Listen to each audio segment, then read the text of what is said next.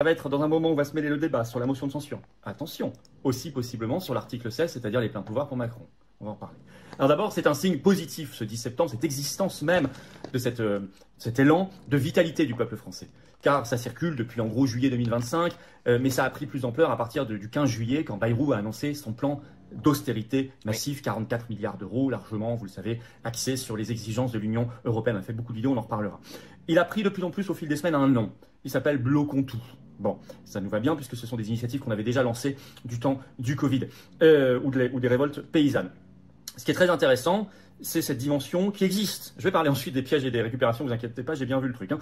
Mais d'abord, moi je ne suis pas là pour être un rabat-joie ou pour dire tout est foutu. Vous savez que ce n'est pas du tout la doctrine. Notre doctrine ici, ni dans nos directs du vendredi soir à 19h, ni aux Patriotes. On essaie d'être lucide sur la difficulté, mais en même temps de voir ce qui est bon. Et ce qui est bon, c'est ce premier fond du 10 septembre qui est souverainiste.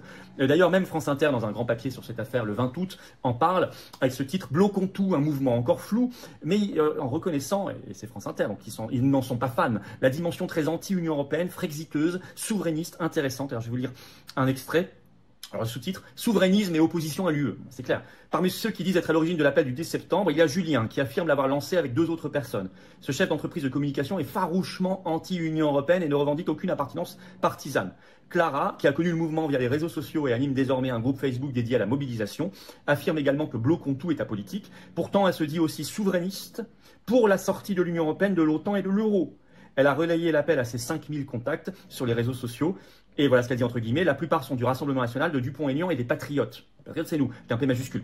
Ceci dit, si elle est frexiteuse, RN ne l'est pas du tout. Et Dupont-Aignan, Nicolas Dupont-Aignan, ça dépend.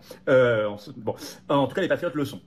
Donc, mais on l'a déjà analysé, beaucoup de lecteurs, par exemple, du RN ou militants pensent que le RN l'est ou espèrent qu'il le sera au pouvoir. Enfin, tout ça est une illusion, puisqu'il n'a jamais été aussi peu de son histoire. Il parle même maintenant d'Europe souveraine. Enfin bon, peu importe. Ce sont des réalités sociologiques. Ce qui est intéressant, vous voyez, c'est le fond. Le fond souverainiste, sorti de l'Union européenne, de l'OTAN, de l'euro. Ça, ce sont des vrais sujets. Ça, c'est ce qui règle le problème en France. Les problèmes. Donc, clairement, cette dimension-là du 17 septembre est très intéressante. C'est la première qui a émergé, très utile au pays et au peuple. Avec même des mots intéressants. 20 minutes en parle dans un papier ce 19 août en parlant de résistons. Mot d'ordre, résistons, grève générale. Et puis des modes d'action intéressants, par exemple par rapport au secteur bancaire, avec ces idées qu'il faut se dégager de la dépendance à la carte bleue et utiliser pour le défendre au maximum l'argent liquide. Oui, ça c'est un grand mot d'ordre aussi des patriotes depuis longtemps. On veut même constitutionnaliser l'existence de l'argent liquide parce que sinon on rentre dans une société de contrôle total par le système techno-bancaire. Bon, y a des mobilisations, des mots d'ordre intéressants avec ces actions de blocage. Et type révolte paysanne, mobilisation agricole. Et vous savez que dès la veille de nos manifs, ça suffit partout en France le 6 septembre, et j'y vois un lien évident, les artisans taxis ont annoncé que dès le 5 septembre au soir, ils s'y mettaient. Bon, parce qu'on sent qu'il n'y a pas que le 10 septembre, il ne faut pas fétichiser non plus une date, de toute façon une mobilisation efficace ne peut pas se faire sur un jour. C'est quelque chose qui monte en puissance. Vous allez voir que le 6 et le 13 s'articulent parfaitement avec le 10. Alors, par ailleurs, ce qui est intéressant, c'est quand il y a des actions ouvertes, qu'il n'y a pas de sectarisme, qu'on est là dans l'idée qu'il faut... Il n'y a pas de ligne de démarcation qu'il faut rassembler. C'est le peuple français. Ce qui était la première logique au début du mouvement des Gilets jaunes. Le peuple français.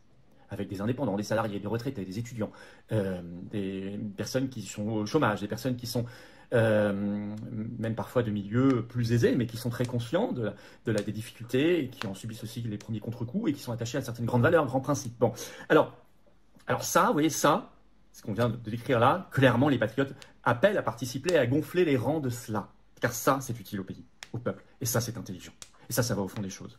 Et d'ailleurs, c'est pour ça que j'ai tenu absolument à ce que partout en France, on va communiquer bientôt, on est en train de recenser auprès de nos référents les horaires et les lieux précis dans les villes ou les communes. Mais à Paris, c'est 6 septembre dès 14h, place d'Enfer Rochereau. Le cortège partira à 15h, samedi 6 septembre, vous venez très nombreux. Hein. Ça s'articule parce qu'on va mobiliser déjà beaucoup. Vous voyez, les artisans taxis sont déjà aussi sur cette date. Et en fait, on va, dès le 6 septembre, structurer les messages qui vont rayonner pendant le 10, le 13 et partout. Pendant toute cette séquence qui va ensuite se poursuivre, il y aura les débats budgétaires, les motions de censure peut-être la dissolution, peut-être les pleins pouvoirs à affronter. Il faut structurer les messages. Et le 6 septembre, il est là pour ça, mobiliser massivement le peuple sur le 6 septembre, 6 exigences. Je le rappelle, les 6 exigences du 6 septembre, c'est retrait du plan budgétaire Bayrou, motion de censure pour renverser ce gouvernement, départ de Macron, sortie de la France de l'Union européenne, évidemment Frexit, retrait de la France de la guerre d'Ukraine, dimension très importante, hein, on l'a vu ces derniers jours. Et 6, non à la vaccination grippe Covid obligatoire. N'oublions pas cet aspect-là parce qu'ils peuvent tenir les gens par ça et parce que c'est inadmissible. Et également dans l'air du temps. Ça va être les 6 exigences. Ce sont les 6 exigences. Alors, cette dimension de sortie de l'Union européenne, de l'euro, de l'OTAN, l'OMS, CEDH, bon, est indispensable.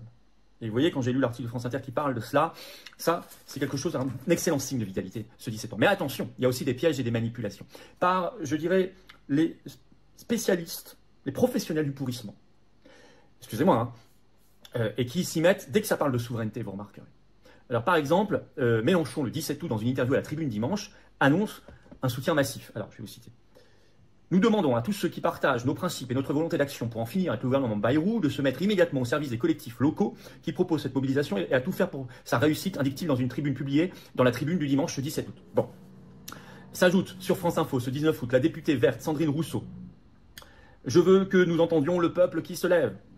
Et puis, dépêche AFP ce 20 août qui nous apprend que le Parti communiste français, le PCF, soutiendra le mouvement, en sera partie prenante. Je cite. Alors, on pourrait se dire pourquoi pas, parce que s'il s'agit de réunir le peuple, alors il faut prendre toutes les composantes du peuple, y compris les Français qui votent et qui soutiennent ces mouvements-là. Oui, Moi, je n'ai jamais été sectaire, et vous le savez, aux Patriotes, on n'est pas du tout pour l'union des droites ou des gauches, on a toujours été pour l'union des Patriotes au-dessus de la gauche et de la droite, qui est un vieux clivage qui est fait pour nous piéger. Ça, c'est évident. Ça a toujours été ma doctrine depuis toujours. Simplement, attention, quand on voit venir certaines de ces personnes-là, on a maintenant le passif des Gilets jaunes. On sait qu'ils sont venus à un moment pour pourrir, pour casser le lien qui s'était créé sur les ronds-points entre des indépendants, même des petits patrons, des artisans et des salariés ou des ouvriers, entre le jeune et le vieux, entre le français d'origine étrangère et celui qui ne l'est pas. Ouais. Ils ont créé la division. Ils ont pourri le mouvement, comme on dit. Et puis, surtout sur le fond, c'est encore plus gênant, j'ai envie de dire. Jamais, et encore une fois là, dans ce que je viens de vous citer, j'ai tout écouté attentivement, tout lu, ils n'ont pas évoqué une seule fois l'Union européenne, l'euro, l'OTAN, l'OMS, tout ça. Alors ça, c'est très problématique. Celui qui incarne de manière la plus pure cette volonté de pourrir ces mouvements, c'est Mediapart, qui appelle, je cite, à un 10 septembre antifasciste. Et quand il parle de fascisme, il ne parle pas de l'eurofascisme, hein, qui existe. Non, il parle des trucs Antifa, Black Bloc, tout ça, qu'on connaît, qui sont là pour pourrir. Alors attention, parce que ça peut donner autant, j'ai toujours dit, que des mouvements politiques soutiennent, participent, c'est normal. Les mouvements politiques sincères, en tout cas avec un P majuscule, la politique, sont là pour apporter des idées, pour structurer. Et un mouvement qui se dit, moi je refuse la politique, tout ça n'a aucun sens. Ça tournera en rond et ça mourra. Oui. Car tout citoyen, tout Français est un être politique, au vrai sens du terme. Donc il ne faut pas dire, il ne faut pas séparer le citoyen du politique, ça n'a aucun sens. Ça, c'est un piège aussi de l'oligarchie. Donc ça ne veut pas dire qu'un parti politique ne peut pas en parler, c'est pas du tout cela que je dis. Je dis, nous connaissons leurs passifs, nous connaissons leurs problèmes sur le fond, refus de parler du Frexit, de l'Union européenne, de l'euro et tout ça, de l'OTAN, c'est un vrai sujet.